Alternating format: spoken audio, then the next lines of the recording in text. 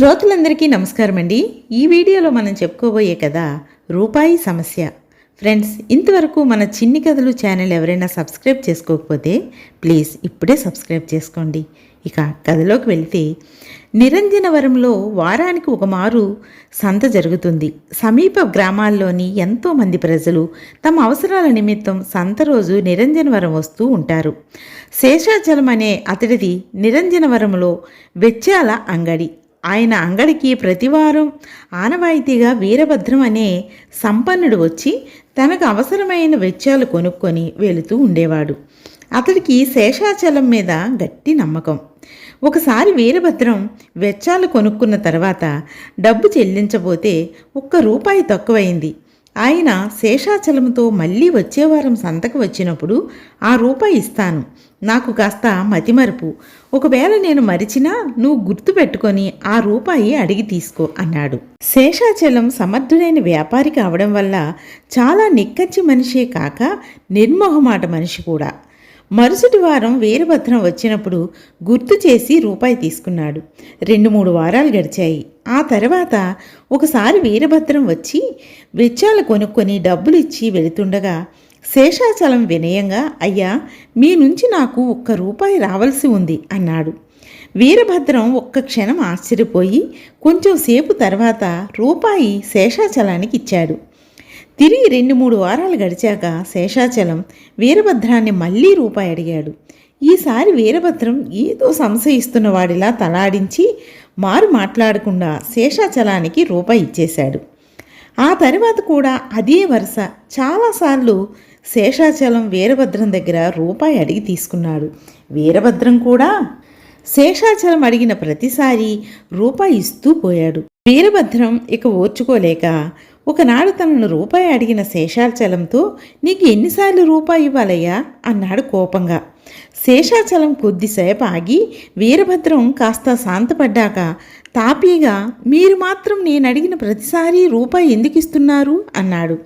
వీరభద్రం శేషాచలం ముఖంలోకి చూస్తూ చిరునవ్వు నవ్వి, నిజం చెప్పమంటావా అని అడిగాడు. శేషాచలం చెప్పమన్నట్టు మెల్లగా తలూపాడు. వీరభద్రం ఒకసారి గొంతు సవరించుకొని, మొదటిసారి నేను ₹1 ఇచ్చిన తరువాత నువ్వు మళ్ళీ అడిగినప్పుడు ఇద్దామనుకొని మతిమరుపు కొద్దీ ఇవ్వలేదేమో అని రెండవసారి ₹1 ఇచ్చాను. ఆ తర్వాత మళ్ళీ నువ్వు ₹1 అడిగినప్పుడు ₹1 నీకు ఇచ్చినట్టుగా నాకు బాగా గుర్తుంది. కానీ నువ్వు పని ఒత్తిడిలో పడి జ్ఞాపకం లేక అడుగుతున్నావేమో, ₹1 కదా పోనీ అని ఇచ్చాను. ఆ తర్వాత నువ్వు మళ్ళీ ₹1 అడిగినప్పుడు నీ మీద జాలి కలిగింది. ఈ మనిషికి ఇంత మరుపు అయితే వ్యాపారం ఎలా చేసుకుంటున్నాడో అనిపించింది. ఎన్నిసార్లు ₹1 అడిగి తీసుకుంటావు అని నిర్మోహమాటంగా చెప్పాలనిపించింది. అయినా చెప్పలేకపోయాను. నువ్వు ఎన్నిసార్లు ఇలా ₹1 తీసుకుంటావో చూడాలన్న కుతూహలం కొద్దీ ఇస్తూ వచ్చాను అన్నాడు. శేషాచలం చిరునవ్వు నవ్వి, మీ మనసు నొప్పించి ఉంటే మన్నించండి. నిజానికి మీరు మొదట నా అప్పు ₹1 చెల్లించింది మరిచిపోయి రెండోసారి అడిగాను. మీరు ₹1 ఇచ్చి అటు వెళ్ళగానే మీ ముఖంలో మెరిసిన ఆశ్చర్యం చూసిన నాకు మీరు ఇదివరకే ₹1 ఇచ్చినట్టు గుర్తుకొచ్చింది.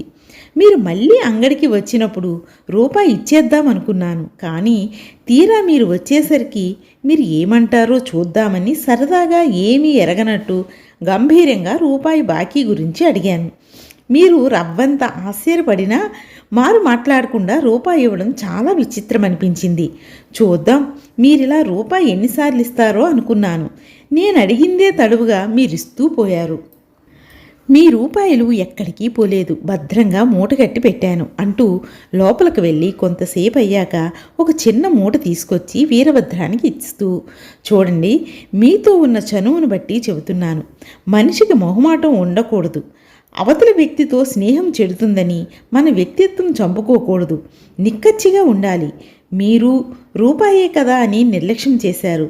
బంధువైనా స్నేహితుడైనా లావాదేవీలు సరికొల్చుకున్నట్లు ఉంటేనే బంధం చెక్కు చెదరకుండా కలకాలం నిలుస్తుంది అన్నాడు. శేషాచలం మాటలకు వీరభద్రం అబ్బురపడి అతన్ని ఎంతగానో అభినందిస్తూ, నీ వంటి ఉత్తమ వ్యక్తి నాకు స్నేహితుడిగా లభించినందుకు చాలా ఆనందంగా ఉంది అన్నాడు. బాగుంది కదండి, ఇద్దరి నిజాయితీ పరులే. ఇలాగే అందరూ ఉండాలని కోరుకుందాం. ఇక కథ కంచికి మనం ఇంటికి